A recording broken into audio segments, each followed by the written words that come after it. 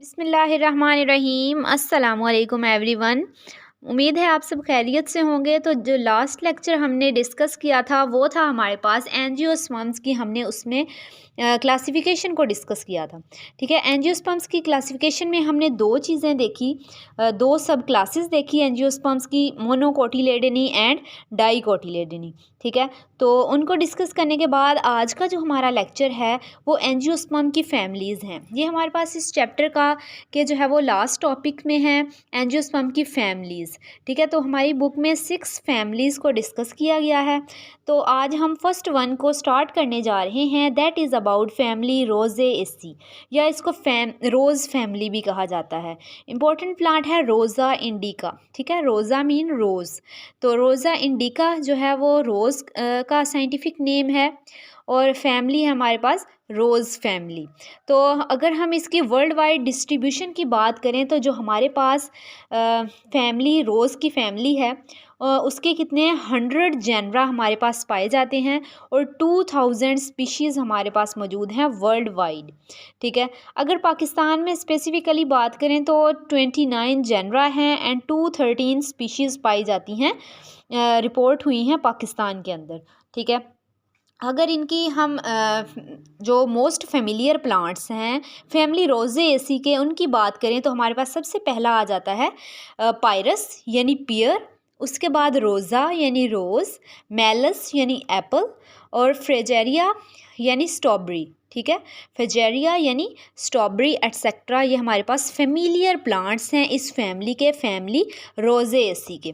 ठीक है, अगर इनके हम वेजिटेटिव कैरेक्टर्स की बात करें, वेजिटेटिव कैरेक्टर्स की बात करें तो जो हमारे पास प्लांट्स हैं, प्लांट्स में हमारे पास प्लांट बॉडी है उसमें हर्ब्स भी आ जाती हैं, श्रब्स भी आ जाती हैं और ट्रीज़ भी आ जाते हैं।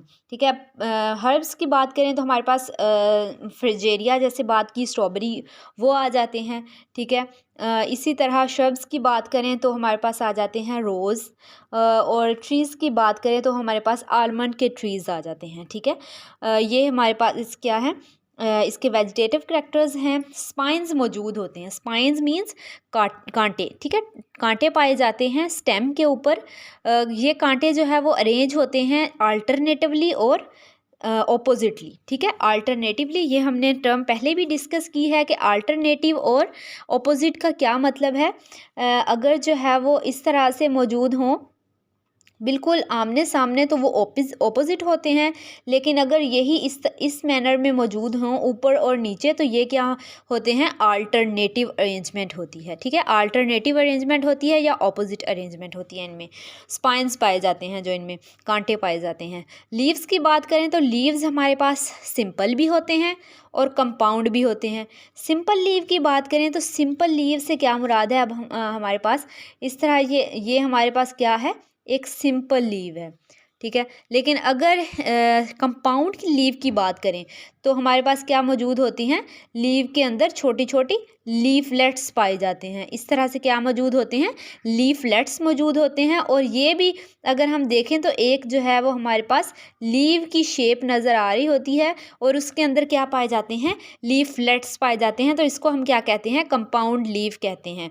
अल्टरनेट भी हो सकते हैं लीव्स, ऑपोजिट भी हो सकते हैं। और उसके बाद जो है वो स्टिपुलेट लीव्स होते हैं या पेटियोलेट लीव्स होते हैं। ठीक है, अब ये जो है वो डायग्राम है जैसे, तो यहाँ पे जहाँ पे हमारे पास लीफलेट्स मौजूद हैं, ठीक है, उनके दरमियान जो ये डंडी मौजूद है उसे कहते हैं रैचेस, जिस पे लीफलेट्स लगी हुई हैं।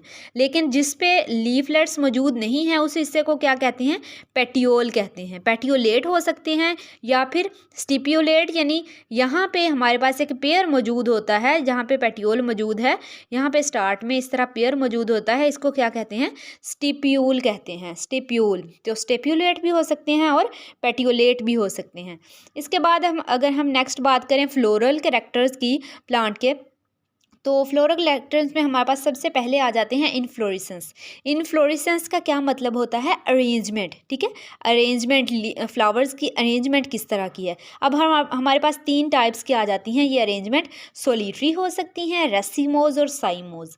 यहाँ पे सोलिटरी का क्या मतलब है, सोलिटरी का मतलब है कि एक मेन स्टेम है और वही मेन स्टेम के ऊपर एक क्या लगा हुआ है, फ्लावर लगा हुआ है। मेन स्टेम के ऊपर एक रोज़ का फ्लावर लगा हुआ है, रोज़ फ्लावर लगा हुआ है, तो इसे इसे सोलिटरी कहते हैं। अगर यही जो है वो साइमोज की बात करें तो मेन स्टेम है। इस तरह से फ्लावर्स इसमें से ब्रांचेस के ज़रिए अराइज हो रहे हैं और यहाँ पे एक टर्मिनल फ्लावर मौजूद है टिप के ऊपर। इसको क्या कहते हैं? अरेंजमेंट को साइमोज कहते हैं। और अगर रेसिमोज की बात करें तो यहाँ पे हमारे पास जहाँ पे ओल्ड लीव्स जो फ्लावर्स हैं वो नीचे की तरफ और ऊपर जो है वो डंडी पर नए से नया फ्लावर बनता जाएगा, ये ऊपर जाती जाएगी। ये अरेंजमेंट कौन सी है? रेसिमोज है। ठीक है। और हमारे पास एक्टिनोमॉर्फिक फ्लावर होते हैं। एक्टिनोमॉर्फिक का क्या मतलब है? यानी कि अगर हम उनको कट करें तो चारों प्लेन्स में कट हो सके, इक्वल कट हो सके। ठीक है, इक्वली चारों प्लेन्स में कट हो सके तो उसे क्या कहते हैं? एक्टिनोमॉर्फिक। हर्मेफ्रोडाइट की बात करें तो प्लांट जो है वो हर्मेफ्रोडाइट है, यानी बाइसेक्सुअल है। बाइसेक्सुअल है यानी कि मेल और फीमेल जो हैं वो एक ही प्लांट पे एक ही फ्लावर पे प्रेजेंट होंगे, तो उससे क्या कहते हैं? हर्मेफ्रोडाइट कहते हैं। कैलिक्स की बात करें तो कैलिक्स कहते हैं सेपल्स को। ठीक है, तो हमारे पास 5 पाई जाती हैं सेपल्स, रेयरली 4 और 6 भी हो सकती हैं। ठीक है। कोरोला की बात करें, कोरोला पेटल्स को कहते हैं, तो 5 या मल्टीपल ऑफ 5 हो सकती हैं या मल्टीपल ऑफ 5। और एंड्रोशियम यानी मेल पार्ट, जिसमें हमारे पास एंथर मौजूद होती है और फिलामेंट, इस तरह से फिलामेंट होता है और उसके ऊपर क्या लगा होता है? एंथर लगा होता है। उसी के अंदर क्या बनते हैं? पोलन ग्रेन्स बनते हैं। तो एंड्रोशियम की बात करें तो वो इन्फिनिट होते हैं हमारे पास। ठीक है, क्या होते हैं? इन्फिनिट होते हैं और यानी न्यूमरस पाए जाते हैं, बहुत ज़्यादा तादाद में पाए जाते हैं। और गायनीशियम की बात करें जो कि हमारे पास फीमेल पार्ट है, इसमें ओवरी, स्टिग्मा, स्टाइल ये सब कुछ आ जाता है। और गायनीशियम जो है वो हमारे पास ये भी इन्फिनिट होते हैं। इन्फिनिट यानी न्यूमरसली पाए जाते हैं। अब जो ओवरी है वो सुपीरियर भी हो सकती है, इन्फीरियर भी हो सकती है और पेरिगाइनस भी हो सकती है। ठीक है। अब सुपीरियर और जो इन्फीरियर हमारे पास ओवरी है, इसको हमने पहले भी डिस्कस किया है कि अगर जो है वो ओवरी के इस तरह से हमारे पास मौजूद होती है, ओव्यूल होता है इसके अंदर से, और अगर नीचे से अराइज हो रही हों पेटल्स और सेपल्स, तो वो जो है वो ओवरी सुपीरियर होगी। और अगर यहाँ से ऊपर से हो रही हों तो ओवरी क्या होगी? इन्फीरियर होगी।